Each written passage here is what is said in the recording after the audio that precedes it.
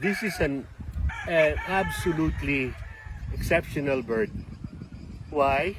Because this bird, we fielded him in the elimination of the 12 or 11 stags sa early bird. November born ito no? He won in the elimination round unscathed, no?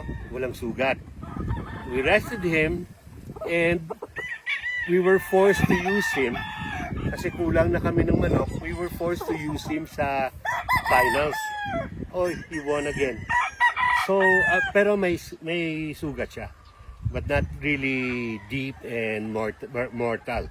So, because of this, he's gonna be bred this off-season with our sweaters. At least now he's tested.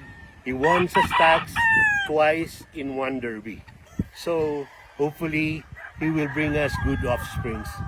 For definitely, maganda ang genotype niya. Yung kanyang biological and mga genetics niya is sound and good. And alam mo, game siya because he won sa stag. So this is him, a 2 times winner, a Boy J sweater. Salamat po. This is Boy Jimenez saying goodbye po.